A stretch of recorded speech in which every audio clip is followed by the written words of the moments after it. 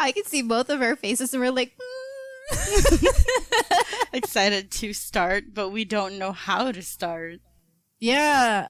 Welcome, creepers. This is Creepy Conversations. I'm Gabby and I'm Kalai. Do you guys get confused with our voices? I don't think so. I think we have very distinct voices. But, I mean, it's good to just introduce ourselves because before, when I used to constantly listen to My Favorite Murder, I would always confuse their voices for some reason. And for a very long time, I don't know, because when you hear a certain voice and you kind of match it to a personality, so you think it's like, oh, this is that person, but then in reality, it isn't.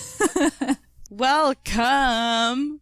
Today is a very sad day for me, at least. Why am I laughing? Because that's what we do. That's how we cope. And we cope by laughing. We can't really take things seriously. This is what trauma looks like, guys. We laugh at everything. Yeah. It's 2020 again. 2020 is like, let me check everything. Because, you know, I just want to be the worst year ever.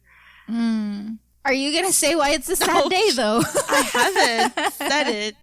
But yeah, Chadwick Boseman, the Black Panther, he died. But yeah, I was a huge fan of him. Like, I've seen all his other movies. He's like a pretty good actor. Oh, yeah, for sure. I was just so surprised about it because I wouldn't say I'm a fan. So I wasn't following, but I've seen his movie. And that was the last thing that I remember about him. So I felt like he was healthy. And then all of a sudden, he's not. So right? That was such a shocker. It's so shocking. 2020 is just the worst. Anyway, speaking about worst things that happened in the world, this is welcome to our part 3 of Aum Shinrikyo. Did you forget? No, I was waiting for you. Really? Yeah. And this episode, we're going to be covering the sarin attacks. You should listen to our part 1 and part 2 and our shorty on Shiva. It's not really about Aum Shinrikyo, but if you just want to know about Shiva, then it's like a prequel. So yeah. And that's it. I don't know how to start. We left off last week. Well, not really, because last week I mentioned how all the other crimes that Aum Shinrikyo did. I also mentioned the Matsumoto sarin gas attack, but not really to like the detail on what happened and all that shit. So this week I'm gonna be like going into detail about the sarin gas attacks, or mainly most of the like terrorist attacks that Aum Shinrikyo did. So yeah, listen to our 2 previous episodes so that you'll know about Shoko Asahara, who's the cult leader, and the other members as well. Anyway, so in our previous episode I mentioned that Shoko Asahara ran for politics and didn't win, like, if you remember. Yep. And he was being a sore loser about it. Yes. So this angered him because it took him... for him, it was like the Japanese people were like rejecting him. So he appointed Seiichi Endo, who was a veterinarian. Am I saying that right? Not even 5 minutes into the podcast. I don't know how to say words anymore. Veterinarian. I was confused whether you wanted to say veteran or veterinarian. Veterinarian. He was a doctor for animals. That's it, right? Yeah. Yes. He's the animal doctor. Yes, but he also studied virology and genetic engineering at Kyoto University, which is like one of like the really good universities in How much Japan. time did he have in his hands? Like, what? He was a nerd. I'm just kidding.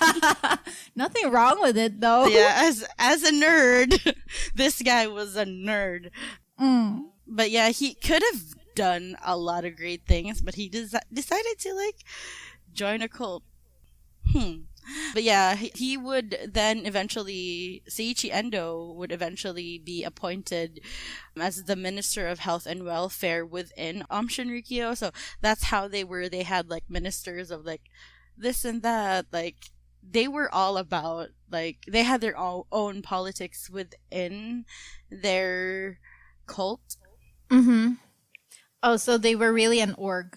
Yeah. They were, like we mentioned before we started recording, they're like a cult / mafia. Mm-hmm. So yeah.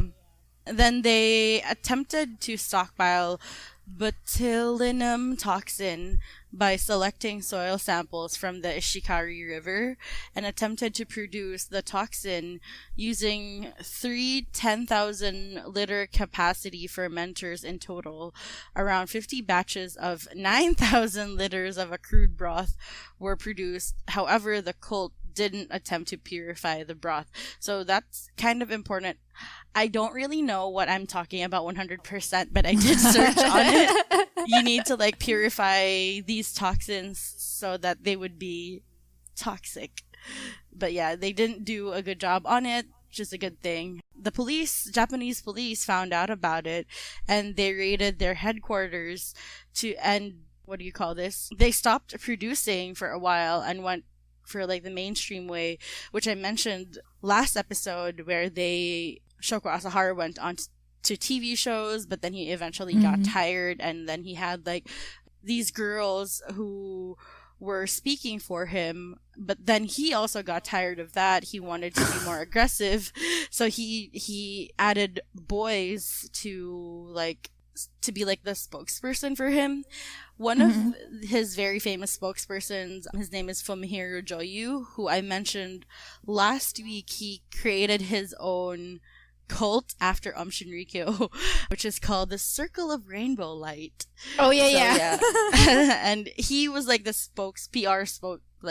public relations spokesperson for Aum Shinrikyo. He had his own groupies of like non-Aum Shinrikyo and Aum Shinrikyo women, because he was, I wouldn't say he was kind of good looking compared to like the rest of Aum Shinrikyo. God, if there are still Aum Shinrikyo members out there, they're gonna add my name on the list. He's probably charming. I mean, like, you can't work in PR and not have like a, what do you call this? The big dick energy. Can't be a sociopath. Yeah. Right? Right. Which is also known as sociopath. I'm just kidding. But yeah.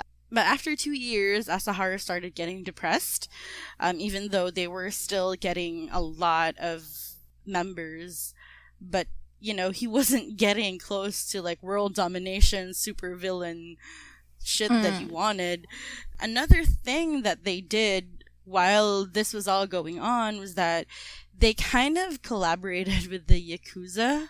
So if you're not familiar with the Yakuza... Ooh, that's huge. Yeah, they collaborated with them. I'd be surprised if like people don't know about the Yakuzas, but like these guys are syndicates. They're basically a huge mafia like criminal org that originated from Japan, and they're basically all over the world now, and they engage in like blackmail, they do smuggling, sex trafficking, drugs, and all that crazy shit. And what's even scarier is they have connections with the police. So yeah, politicians. So we don't know.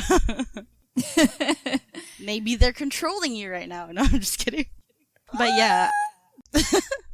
Well, so because what the Yakuza does is that they have their sort of like their own police. So the actual Japanese police didn't worry about them because they weren't a threat to the Yakuza, because if they were, the Yakuza would have eliminated them. But what Aum Shinrikyo and Shoko Asahara did, they did something like, to be fair, this was like a really smart thing. What they did was they kind of let the Yakuza play, and they made the Yakuza think that they were still in charge by making drugs for the Yakuza and like creating weapons for the Yakuza, but the Yakuza didn't know that they had an underground, like at that time, one of the largest underground drug manufacturing factory in Japan, and the Yakuza had no idea about that. The Yakuza was just basically thinking, these are a bunch of nerds that just want money, and they're willing to like work for us to get money, but they didn't know that there was like a lot of bullshit happening under there. I wouldn't be surprised, actually, because like Yakuzas are made up of delinquents, and I would say most of these guys are not even educated. So, ooh, Gab. I don't mean it in a bad way. Oh my god, please don't kill me. I still want to visit Japan. You guys are from a very nice country, and the Qs are very cool. I have tattoos too. This is how we are. We're afraid of everything. We just talk shit. That's it. Yeah. Anyway. I said that. Yep. They were able to produce LSD, PCP, methamphetamine, mescaline, and phenobarbital for like to be used in cult activities and brainwashing, and they would also manufacture small amounts of phosgene, VX, saman, cyclosarin, and gunpowder, which the first four that I mentioned, they're toxins. So I'm not, a scientist, so let us know like obviously how they work. But yeah, Shoko Asahara started taking acid because he was like, you know what? I am making all of this, so let me take all of that. And he started seeing things, plus, constant acid, plus isolation, plus, there are people that are constantly praising you, so you're gonna create, he had probably mental issues, so a mixture of all of that was him becoming the super villain that he thought Shiva wanted him to be, even though Shiva was probably nah, I kind of want to destroy you now, but yeah. Shiva was I don't even know you. What do you mean? So yeah, what he wanted was an attack. Basically, him and the rest of Aum Shinrikyo, they wanted an attack that would first look like a biblical disaster. They kind of wanted it like that. They bought helicopters because they wanted to release gas from the helicopters so that it would rain down on the people, and they wouldn't know because the gas is clear and tasteless. They wouldn't know that they're being under attack. So that's what they wanted to do. That mimic a biblical attack that would eventually the government would find out that it was a chemical disaster and then blame it all on the US, that would then start World War III, because as I mentioned in the last two episodes, Shogo Asahara wanted to start World War III because he believed that Shiva told him to be the beginning of the end. And he wasn't into US anyway. He had beef with the Americans for some reason. Yeah, exactly. And what he did to start all of this, he sent the head of his PR to where? To Russia. So, as I mentioned last episode, they had 30,000 members of Aum Shinrikyo in Russia. It doesn't sound a lot, but back then, 1995, without the internet, you already have 30,000 followers in Russia. That's just basically huge. A small cult in Japan. That's a lot. They had more followers in Russia than they had in Japan, which is tells you something about Russia. Don't you? My god! Now, a lot of their followers also in Russia, that they also believe that the thing that Aum Shinrikyo believed, that you remove karma by killing people, and you have that cult, and a cult leader that believes in end of times, that should alarm any kind of government. But I guess, Yeah. The police were like, they're just praying, they're just wearing white robes and because they didn't know, all they knew is that they had like properties and like people working for them, but they didn't know what they were working for, like, And another thing that they did was that apparently when you raid a place, like a religious place, you have to tell the people that you're gonna raid them before you raid them. So every time the police would like get word that Aum Shinrikyo was getting like serious and they would raid Aum Shinrikyo, they would tell them, oh, we're gonna raid you, because they're a religious group. They're not tagged as like the mafia or like anything. They're tagged as a religious group, so they have to be known. Dude, what? To be told. Yeah, because that's like a part of I don't know if it's the law, but I don't know what.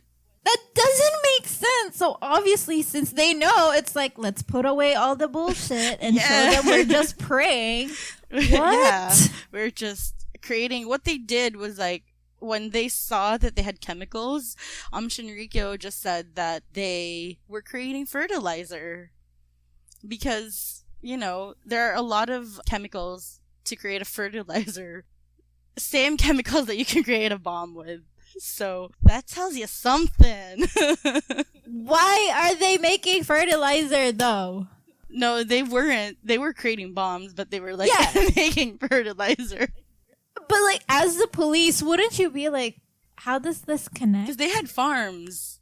So the police were like, okay, these are a bunch of nerds, but they're really like the cool kind of nerds. Well, no, not really, because they killed people, but like they're like the super villain kind of nerds. Yeah. Vector! No, I'm just kidding. I thought about that. Why are we like this? Anyway, back to the head of PR. They found Fumihiro Joyu, who's now like the cult leader of, or let's say the leader of Circle of Rainbow Light. At the time, they found him with a notebook with a list of weapons that they had in Russia and a list of prizes. So, yeah. You can't really say that he didn't know what they were doing. Yeah. So, yeah. Also, while they were testing the weapon, they got 29 sheep. I mentioned last episode that they owned a farm in Australia. They were able to get 29 sheep, and they tested the sarin gas on the sheep. And the crazy thing is that, yes, all the sheep died because it was successful, and Asahara actually felt really sorry for the sheep. Like, wow. He didn't, feel sorry for planning to kill people, because he believed in karma, and that, he believed that if he kills these people, they're gonna reincarnate to, like, somebody better. But he lost... They were probably the sheep! He lost sleep for the sheep, because the sheep, from what he believed, didn't have karma. So, like, he was stress eating and he lost sleep over the sheep, which, how cute were the sheep for him to lose sleep over them, but not over the people? It's crazy. He was probably like, because they spent money on the sheep, he probably also was like, damn, we killed those 29 sheep. It's like, I'm burning money here. Yeah. But he was probably tripping on acid. Yeah. Another thing, too. So, now that they knew that the gases were ready, they had a car exhaust plan that they borrowed from the CIA, in which the car would pump... If you can see Gabby's face right now, that's exactly the face that I made when I first found out about that. How do you get these connections? Like, you work with the mafia, but like you fuck them over, but then now you're with the CIA, and it's like, whoa. Yeah. And the crazy thing is that what they did was that this car would pump toxic gas into the air, and we will post pictures in our website, by the way. You'll see what the car, there's a drawing of how the car looks like and how it worked. So it would pumped toxic gas in the air and sprayed onto people while the people inside the car would be safe. So they decided to go attack the judges handling their case. I did mention this last week, which was what happened in the Matsumoto attacks. They wanted to assassinate the judges involved in deciding a commercial land dispute involving the cult. So, this is what they do. Shoho Asahara would act out if he would feel trapped like this one, because he was going to lose some land and he didn't want that. So, like, on the day that the attack happened, a lot of bad things happened. So the head of operation overslept on the day of the Matsumoto attack. So they were a teeny bit late. The 3 judges that were assigned to the case were in a dormitory in Matsumoto, and they fumbled the release. According to one of the witnesses, he saw the car, because they had to park in a certain area where the wind would blow into the dormitory. Because if you search about gas attacks, the key to making gas... Guys, don't do this, please. The key to making a gas attack successful was to follow the wind direction so that the gas would go towards the people. So yeah, you would release the gas where the wind is heading. But guys, please don't do that. This is reverse psychology. Do the opposite. Honestly, just don't do it. Don't. Yeah, don't do it. But there was a witness that saw the white van, and by the way, during that time, they had no idea that Aum Shinrikyo was behind this. The teenage witness just saw a van parked, and all of a sudden, gas was smoke was coming out of it. He heard a small poof, and then gas was coming out of it, like Cocoa you Crunch. see in cartoons. Yeah, like that. But what they didn't know was that inside they were actually panicking, because that wasn't what was supposed to work. It was supposed to spray the gas in a certain nozzle that was above the trucks. The truck, so it sprayed it, but it instead leaked all over the truck, except for the inside of where the drivers were. They were probably scared for their lives. Shit, we're gonna inhale this and we're gonna go kill ourselves. That was not the plan. Yeah, but not a good thing. But the gas didn't go inside the car, but it went everywhere else. So the air was supposed to go to where the dormitory was, but as soon as they released the toxic gas, the wind suddenly changed direction. So, which was a good thing, because what happened is they had it released to a lesser populated area. So that was on 27th of June, 30 liters of sarin was loaded onto a truck equipped with a fan, heater, and a pump. The 6 members pre-administered with sarin antidotes, so they knew that even if they would inhale the sarin gas, they had antidotes that would cure them and wouldn't kill them. They were also wearing improvised gas masks, and they began propagating the sarin at 10:40, spraying around 10 to 20 minutes. Due to it being a warm evening, many residents had their windows open while they slept. Oh no. Yes. So the siren was released at 10:40. The first emergency call that was made was at 11:09 p.m. And then within an hour, a mass disaster by an unknown toxic gas had been declared, because sarin is clear and tasteless, so it's hard to trace what it is. Unless you find the actual source of where it is, then you'd know, because you would see the mixture, then you would know that, oh, this is sarin because of the mixture that they had. But if it's just gas, there's no way for you to tell that this is it. Yeah. I read about sarin gas, because I was always wondering what is with this gas and why is it so deadly and dangerous. So basically it actually attacks your neurotransmitters. Wow. Such a huge word for Gabby. Basically, it literally stops the things inside your body from transmitting to the nervous system, so you lose control of your muscles and everything else, and that's why you have difficulty breathing, and some of the people actually shit themselves. They literally just lose control over everything, and people usually die because of asphyxiation. Yeah. Thank you, Gabby. Sorry, I got all nerdy there. It's okay. I was actually like, I wanted to explain also, but I didn't know where to insert it, so I was like, whatever. But anyway. I was just like, I'll plow through this. I'll tell you guys. But yeah, so that night, 8 people were hospitalized, of whom 7 died in the immediate aftermath, and then an 8th died 14 years later due to the sarin gas complications, and an additional 253 people sought medical care at outpatient clinics, and they had like long-lasting like effects of what happened when they inhale like sarin gas. So yeah, investigations after the Matsumoto attack were generally inconclusive. So like I said earlier, they didn't know.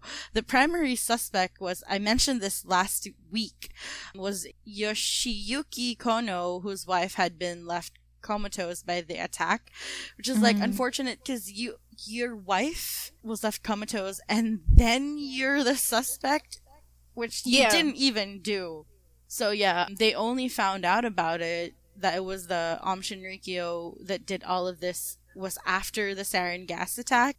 Although in September 1994, because this happened in June 27, 1994, on September 1994, there were 2 anonymous letters that were sent to 2 major media outlets in Japan. The first asserting that the group were responsible for the attack, and the second claiming that the Matsumoto was an open-air experiment of sorts, and noting that the results would have been much worse if sarin had been released indoors, such as a crowded subway. So someone, I think the person who sent these letters were within Aum Shinrikyo. I feel like someone was like, I gotta do something, even though I'm afraid of Shoko Asahara and the rest of Aum Shinrikyo. But yeah, they didn't know who wrote these letters, by the way. So yeah, the judges were also injured because the judges were like the main target. The judges were also injured, but at least like the gas didn't go to the actual targeted area, because a lot of people would have died. So after this, Shoko Asahara realized that it's time to release ground troops after the Matsumoto sarin gas attack, because he was like, yes, I like did it finally. I was able to do something almost right, although it wasn't like perfect, but like it was almost what he wanted it to be. Yep. Also, the gas in the Matsumoto attack was more lethal than the Tokyo sarin gas attack, which was a good thing, because a lot of people would have, if the amount that they, or like the mixture that they used for the Matsumoto sarin gas attack would have been the same that they used for the Tokyo Subway gas attack, a lot of people would have died. But for some reason, they were experimenting and they thought that this other mixture was more potent. Yeah, that's it. But yeah, they at least they didn't do a good job. Anyway, I'll get to that. So I mentioned the ground troops, right? So Shoko Asahara's first plan was actually to father children and train them as assassins.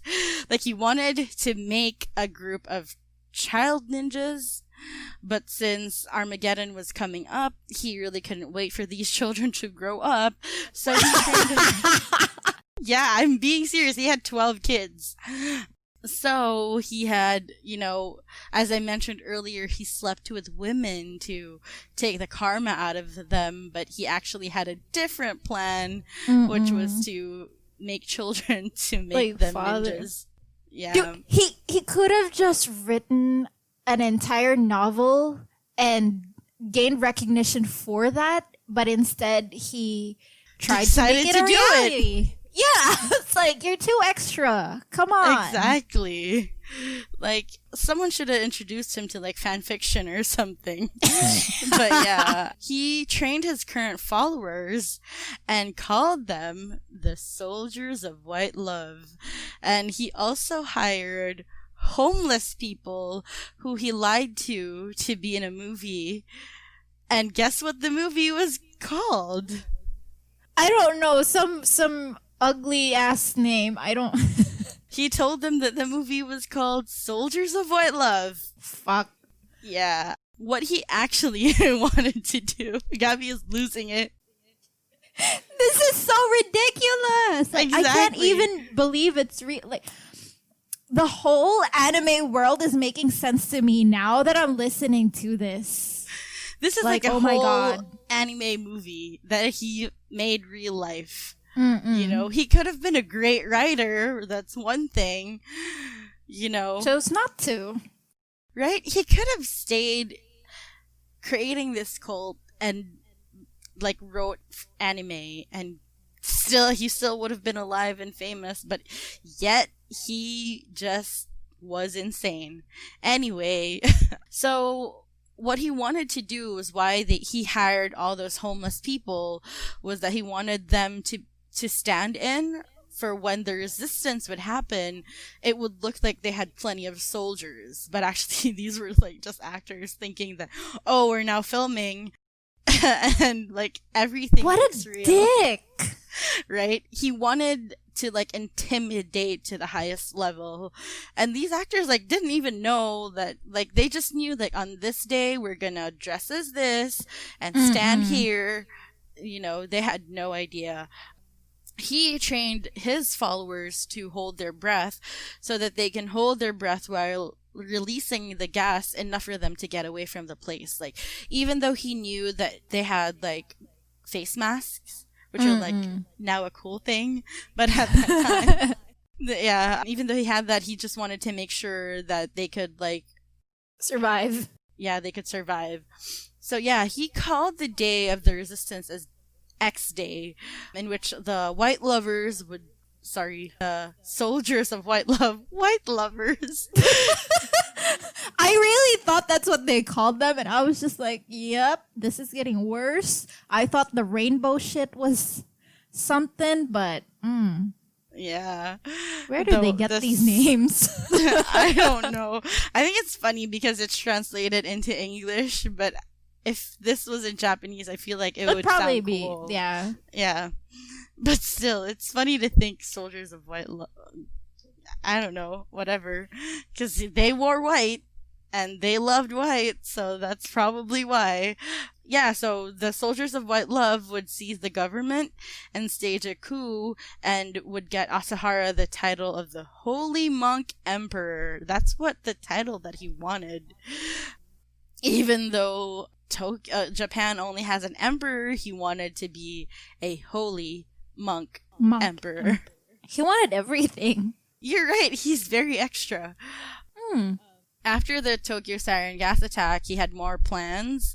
In the documents where they raided his factory, they found that he was actually developing a plasma cannon, solar weapons, and vaporization bombs, which were actually in production at that time when the raid happened, because they were able to raid the Aum Shinrikyo even though it was tagged as a religious place, but you know, they already had an attack, so technically they were now tagged as a terrorist group. So that's why they were able to raid them without telling them that they were gonna be raided. It's like, finally! Yeah, so that's where they found, like, he was developing a plasma cannon. Yeah. Kiyohide Hayakawa, he was one of the Aum Shinrikyo members who went to Russia.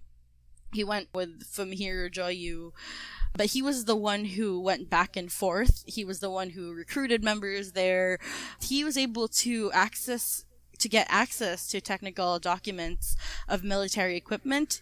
He presented some high performance computers to Moscow Institute of Physics and Technology because they wanted to make a laser weapon. And Kiyohide Hayakawa actually met up with the Nobel Prize winner Nikolai Bazov, who won for his research in laser technology, and they were able to get notes from him because they thought that they were just a cult. They just thought that they were just doing cult things, you know? Yes, this is normal. Gassing people and asphyxiating them. They didn't know that they were actually gonna do it. Also, like I mentioned, I think that was last week or two episodes ago, I mentioned that Shoko Asahara never met with the Dalai Lama. They actually met each other. They actually even have a picture together. So yeah. I wonder how the Dalai Lama at that time felt when he found out all the shit that this guy has been doing. Like, he probably was like, "Ew, I don't want to be associated with him. Thank you." Yeah, that never happened. I don't know him. So, a lot of people ask why these people stay. Oh, shoot, I forgot to inform you guys that I was listening to this podcast called Before and After So, there's this director who's in Japan who knows a lot about Aum Shinrikyo. So if ever you guys want to know more about it, because we can't, like, obviously cover more, otherwise we'd be like an Aum Shinrikyo podcast. But, like, if you want to know more, go listen to that podcast. They have ton of information. Even, like, I had a question before about how Shoko Asahara was treated when he was a kid before he went to school. Yeah. They were able to answer that. So yeah, check out that podcast. So, again, why did the people stay? Like, why were there members? Even though there were members that escaped, some of them still came back.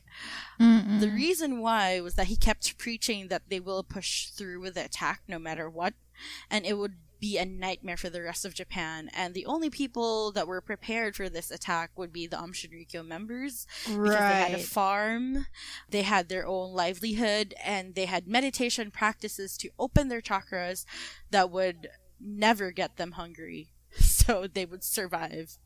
For people who want to go on a diet, I think y'all should check that chakra thing out. Like, dude, that's not real. Look at Shoko Asahara. That did not happen for him. He had different beliefs, right? Anyway, so yeah, and they also the followers that deflected but came back, they knew that Aum Shinrikyo had estates of stockpiles of weapons, so they knew, you know, they had this fear of dying and not surviving because they knew the attack was really going to happen. And then on July 1995, the Kobe earthquake happened, which killed 55,000 people in 15 seconds. And what Shoko Asahara did was he took the calamity and said that the Armageddon was going to happen. Like, this was the sign that the Armageddon, that his prediction was going to happen. Another thing that they had was the Okumura Ironworks, which is an industrial plant that was facing debt troubles. And the president of Okumura Ironworks was a member of the cult who consulted with Asahara about a takeover strategy 3 years before Tokyo sarin gas attack happened. So what happened in there, some of the workers were replaced with other members of the group. And then over the course from 1993 towards the attack, the cult smuggled AK-47 rifles and, I don't know how to say this, 5.45 mm bullets. I'm not a gun person, so I don't know. And then they began to prototype rifles based on the AK-47 design. The problem was the people working in this factory had no idea that they were creating AK-47s. What he told them was that they were just producing metals, and I think he strategically replaced the workers so that those assembling were in charge of like the assembly of the gun were members, and those that were just creating the parts of the AK-47 were non-members, so that he could like, you know, have these people. It was like, just work kind for of him. separating. Yeah. Yeah. Oh my what God. happened was the Japanese police raided this place, but they were tipped off a week before, or like days before the raid. The only thing, when the police arrived, the only thing that they found were 80 barrels of inside the huge microwave that Aum Shinrikyo had, that where they used to burn the people. So the police didn't know if these 80 barrels were people or not, because they couldn't find the other factory workers in that place. All they found were just the barrels.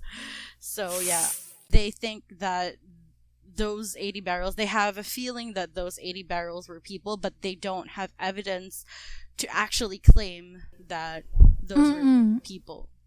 This is such a trip. What? Yes. So, I think I mentioned Seiichi Endo, I'm not sure.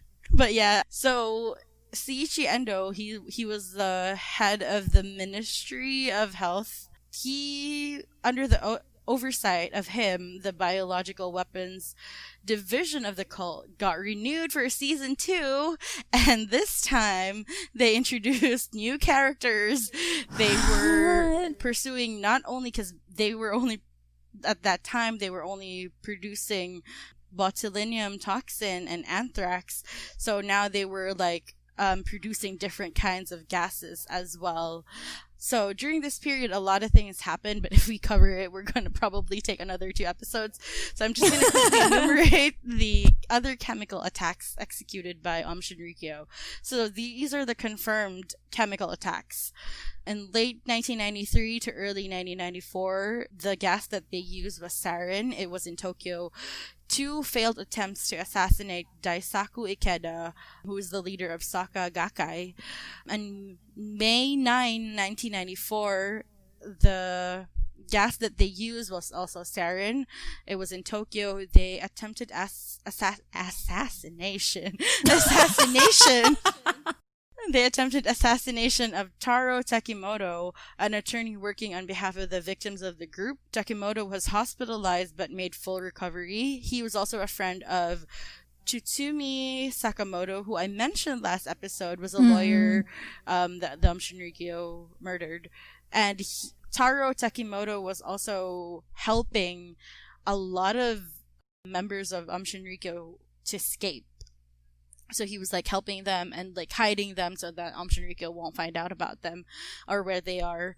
On the 27th of June, I mentioned earlier, 27th of June 1994, they used sarin and Matsumoto for the Matsumoto sarin gas attack. On the 20th of September 1994, they used phosgene in Yokohama. They attempted to assassinate Shoko Egawa, who was a journalist who had covered the 1989 disappearance of Tsutsumi Sakamoto. So they were like, journalists, let's eliminate all these people that are out who wanted to show the world what Aum Shinrikyo was. In late 1994, they used the gas VX. They released it in a couple of places in Japan. They used it to assassinate up to 20 former Aum Shinrikyo members. So I cannot find the list of the names of these Aum Shinrikyo members, but I think because the families of these Aum Shinrikyo members, ex-Aum Shinrikyo, former Aum Shinrikyo members, don't want to be, what do you call this? Associated? Like, associated with them. I'll tell you later on as to why that is. On the 12th of December 1994, they also used VX in Osaka. They were posing as joggers. Aum Shinrikyo members sprayed Tadahito Hamaguchi, a man who the cult believed was spying on them. So with they used VX from a syringe, and he was pronounced dead 4 days later. On the 4th of January 1995, they also used VX in Tokyo, they attempted to assassinate Horiyuki Nagaoka, the head of Aum Shinrikyo victims group. Nagaoka was hospitalized for several weeks, but he survived. In February 1995, they also used VX again in Tokyo. They attempted assassination on Ryuho Okawa, the leader of Institute of Research into Human Happiness, who had criticized Aum Shinrikyo. Okawa did not suffer from any ill effects. And then on March 20th, the Tokyo sarin gas attack happened, which I'll explain a little bit later on. And then on May 5, 1995, they used hydrogen cyanide. In Tokyo, they produced 2 vinyl bags, one containing sulfuric acid and the other containing sodium cyanide. They were found on fire in the toilet of the subway station, and 4 were injured. So this one was after the Tokyo sarin gas attack. If what happened was that if the fire actually evaporated the sulfuric acid and the sodium cyanide, and that gas would enter into the vent, it would have killed so much people. But good thing that the bags were found right away and the fire was put out right away. I don't understand why they're so dramatic about how they're doing things, and why it's like a flex, you know? Like, we totally get this. Yeah, but this is just not working out for them, which is good. Yeah. But it's just asking to get things complicated. I don't understand. It would, like, for me, if I were in their place, the first 2 attempts weren't successful, I probably would give up. But they were like, they kept pushing because they really wanted to be like super villains, because they really believed that they needed the World War III to happen so that they could renew the whole world, which is insane. Right. So let's go to the Tokyo subway sarin gas attack. On Monday, 20th of March, 1995, 5 members of Aum Shinrikyo prepared themselves for the attack. Each cult member carried 2 packets totaling approximately 0.9 liters, except for Yasuo Hayashi. By the way, there are 2 Hayashis in this. So this one is Yasuo Hayashi, who carried 3 bags totaling approximately 1.3 liters of sarin. They carried their packets. By the way, it was so funny because Yasuo Hayashi, they had like a certain outfit to wear.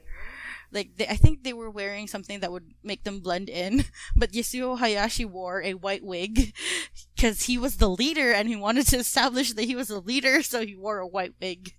That's how crazy they are. They're like really... If they weren't murderous, I feel like they would be like, oh, these cute nerds, but then oh my god, it's like, I'm establishing my authority by being non-conformist. Exactly. I feel like they all have that inner non-conformist. That's why I'm joining the cult, so that I won't end up, being like a businessman or whatever, how usually people in Japan end up. So, anyway, let me just continue. White wig. Okay. White wig, right. So they carried their packets of sarin and umbrellas with sharpened tips. The perpetrators boarded their appointed trains because they had, assigned trains to them. At prearranged stations, the sarin packets were dropped and punctured several times with a sharpened tip of the umbrella. Each perpetrator then got off the train and exited the station to meet their accomplice in a car, leaving the punctured packets on the floor that allowed the sarin to leak out into the train, car, and stations. This sarin affected passengers, subway workers, and those who came into contact with them. So yeah. The first line was the Chiyoda line. The team of Ikuo Hayashi and Tomomitsu Nimi. Jesus. My great-grandfather is rolling in his grave right now, me murdering all these Japanese names. My Japanese blood just evaporated. Anyway, So yeah, they were assigned to drop and puncture 2 sarin packets on the Chiyoda line. Hayashi was the perpetrator and Nimi was the getaway driver. Hayashi wore a surgical mask, which is, guys, if you're listening to this and you're from America and you don't believe in like wearing masks, the Japanese during cold and flu seasons, they usually wear that because they don't want other people to catch their flu. So y'all should do that too. Anyway, and this is another reason why you should wear masks. In case there are Gas attacks, you're safe. Not that we I think want they would a gas attack. Yeah, We but I don't think want they would that. much rather listen to that kind of advice. Right? Because people Right. actually believe in like gas attacks than Yeah. viruses for some reason. That is so crazy. Anyway, so yeah, Hayashi boarded the first car off Southwest bound 7:48 a.m. Chiyoda line, train number A725K. As the train approached Shin Ochanomizu Station, the central business district in Chiyoda, he punctured one of his 2 bags of sarin, leaving the other untouched, and exited the train at Shin Ochanomizu.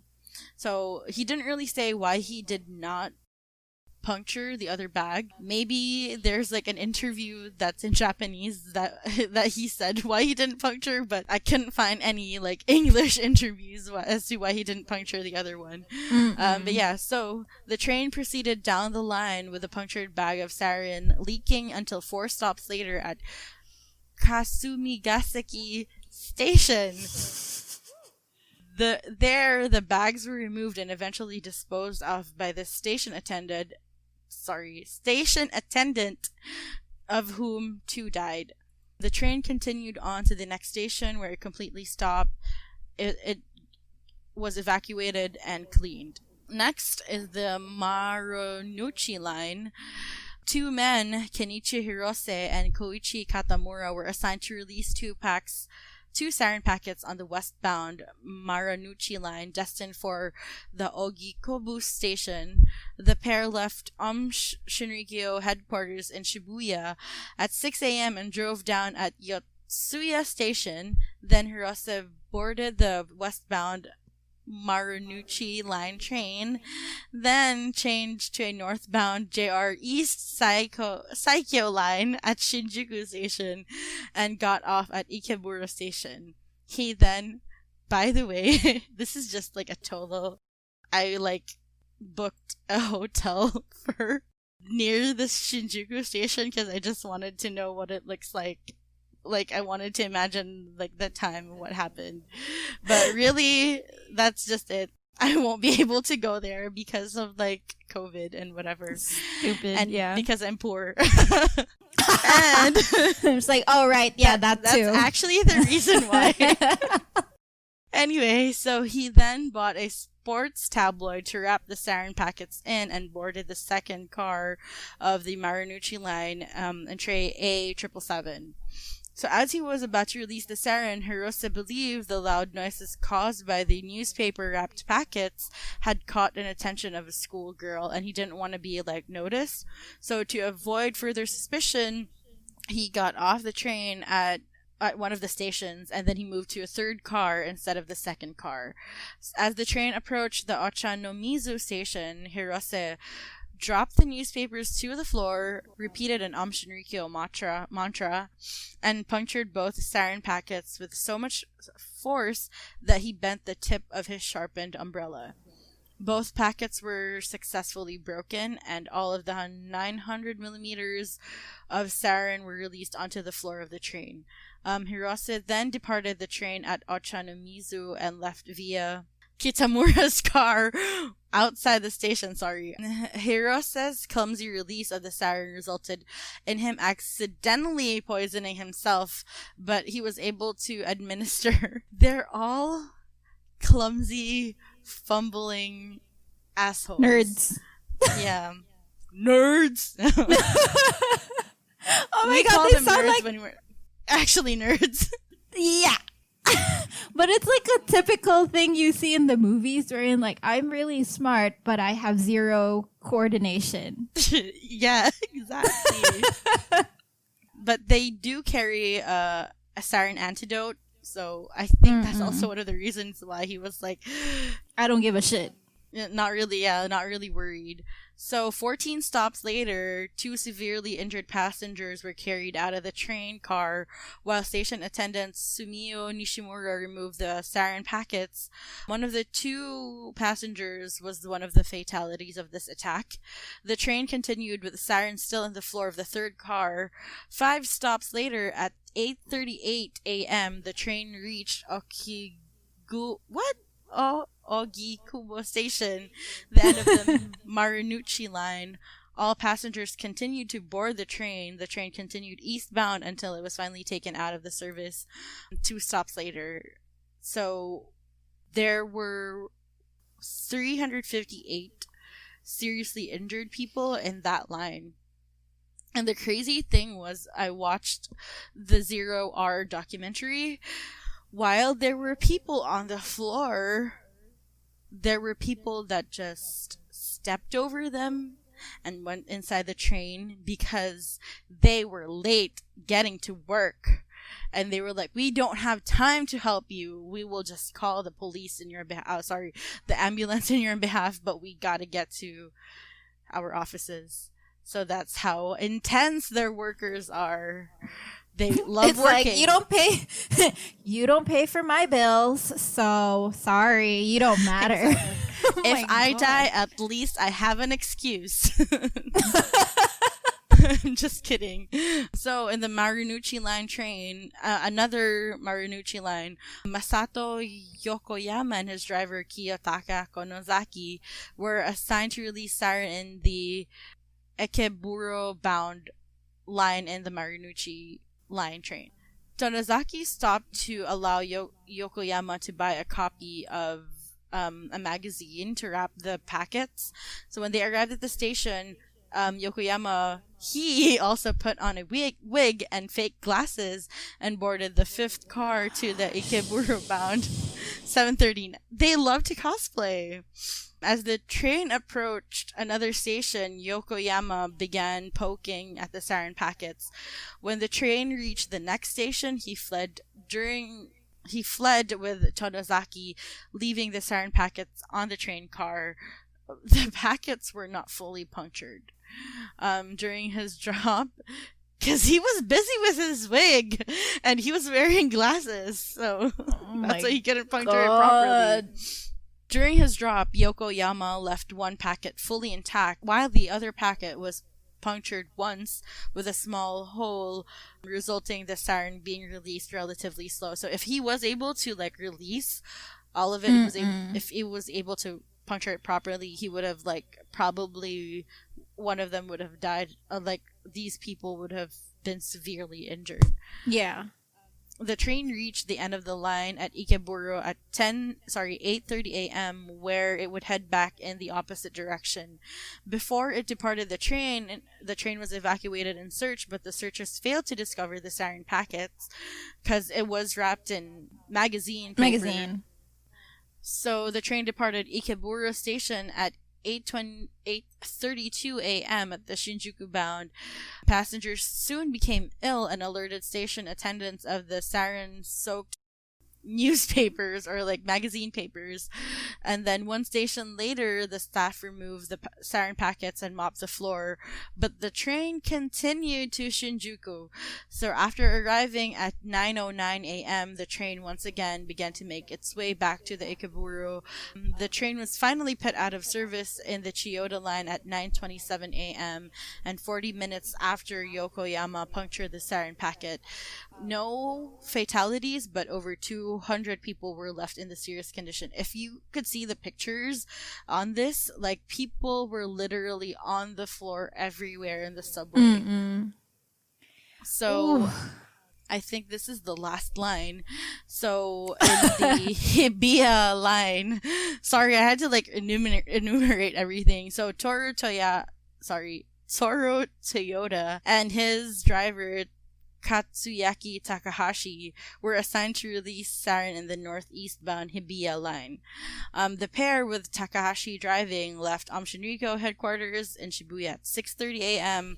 They purchased another newspaper to wrap the sarin packets in. Like, they didn't even had a cover for these sarin packets ready.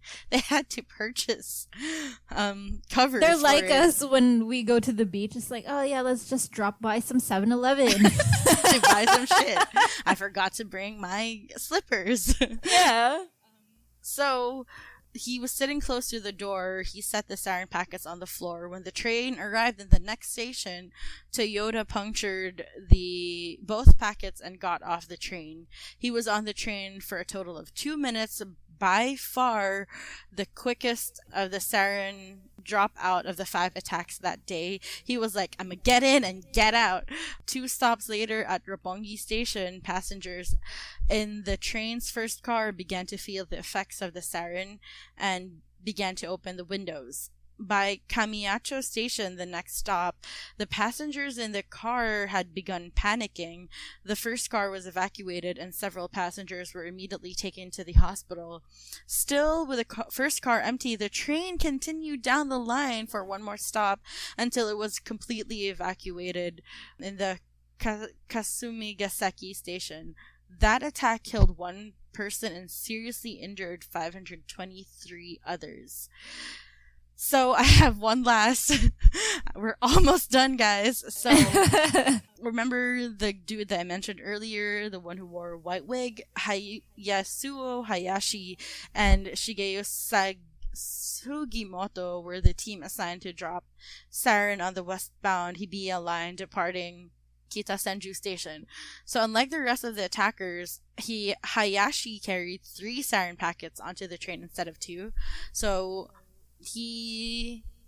Hayashi asked to carry a flawed leftover packet in addition to the 2 others in apparent bid to allay suspicions and prove his loyalty to the group, because Shoko Asahara did not trust Hayashi. Like, he had a feeling that this dude was like gonna deflect and leave or gonna tell on him, which he actually did when, well, actually all 10 of them did tell on him when the cops got them.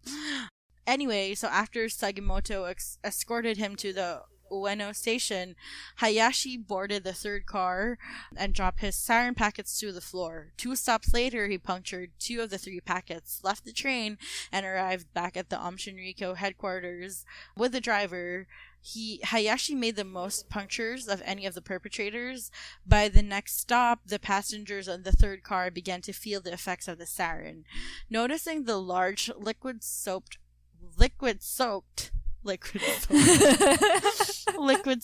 package on the floor and assuming that it was the culprit, one passenger kicked the sarin packets out of the train and into the Kodemacho Station subway platform. 4 people in the station died as a result. A puddle of sarin remained on the floor of the passenger car as the train continued to the next station. So could you imagine, like, people were already feeling dizzy and they were still like, I gotta push through, I gotta punch in, I gotta get my coin for this day. Oh my god, that's so crazy, right? And at 8:10 a.m., after the train pulled out of Hachibori Station, a passenger in the 3rd car pressed the emergency stop button. The train was in a tunnel at that time and was forced to proceed to the Chujiki Station, where passengers stumbled out and collapsed on the station's platform, where the train was taken out of service. The attack was originally believed to be an explosion and was thus labeled like in the media reports. They first thought that there was a bomb that exploded in the subway because they couldn't get in because people were like rushing out of the subway and like collapsing right away. So they didn't know what was happening. Eventually, station attendants realized that the attack was not an explosion, but rather a chemical attack. At 8:35 a.m., Hibiya line was completely shut down and all commuters were evacuated between the 5 stations that affected in this attack. 10 people died and 275 were seriously injured. So could you imagine this train line stopped at 8:35, and there was the other lines didn't stop until 9:30, like an hour after like, didn't they like connect the dots that the subways were attacked or something? I don't know.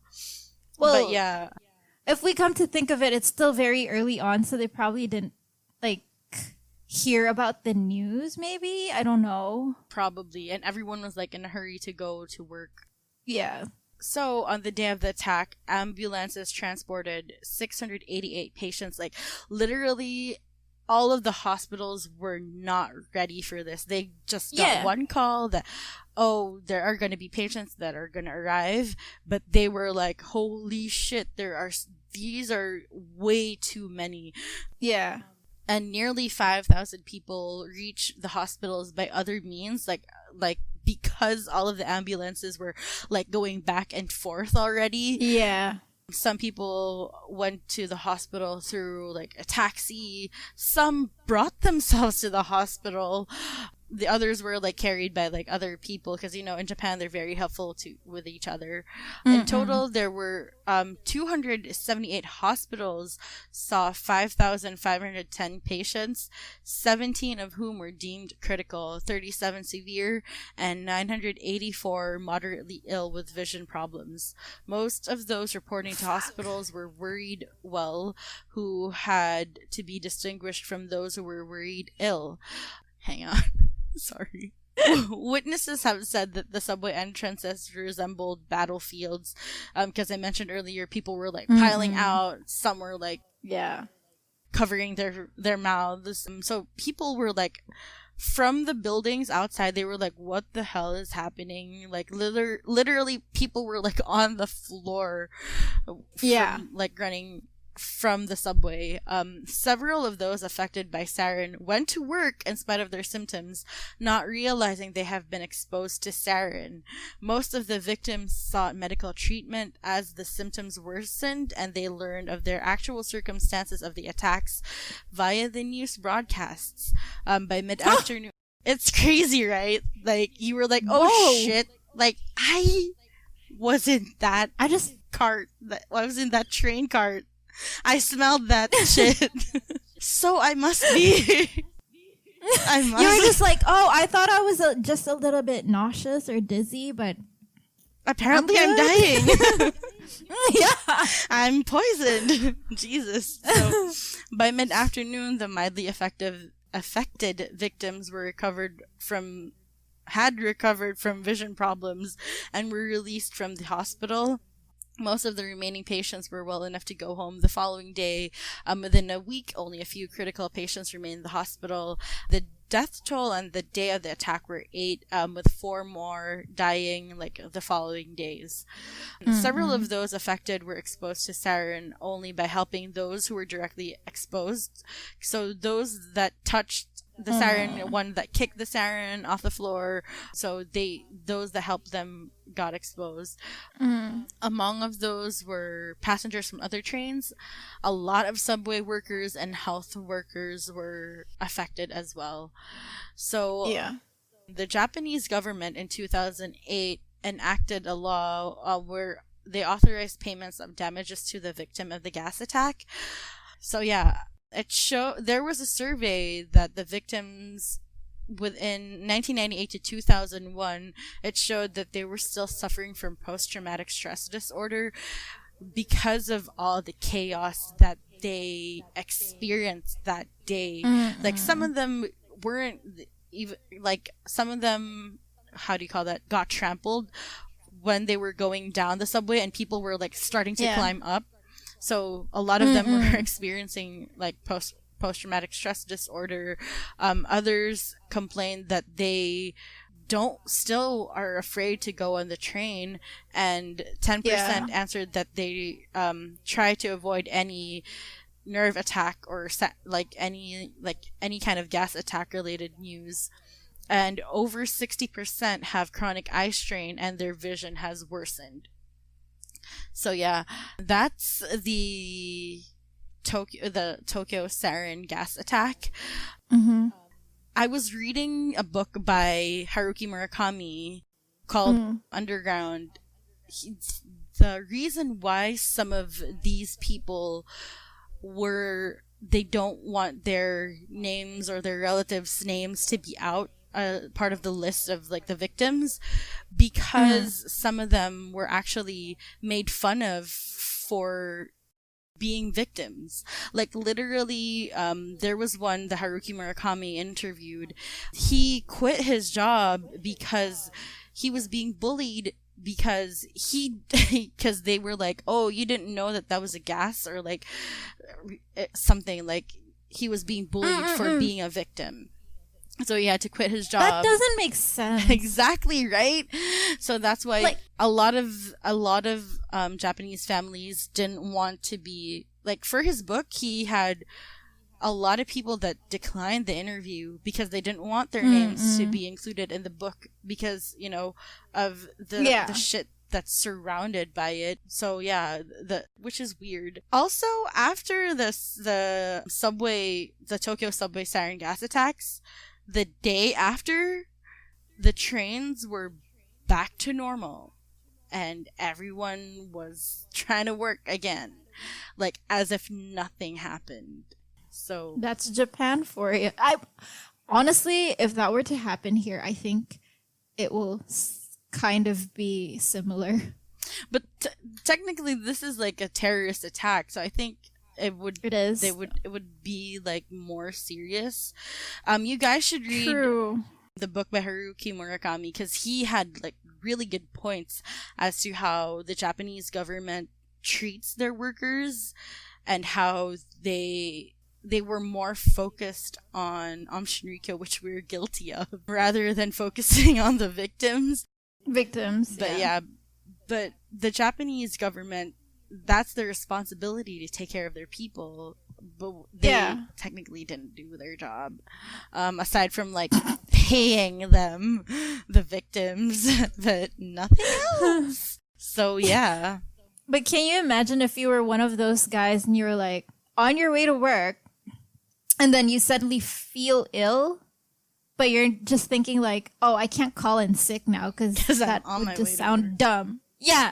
And like, who would believe you? Imagine you're on your way to work. You've got a few minutes in before you have to clock in. And then you call like, hey, so I'm not feeling well.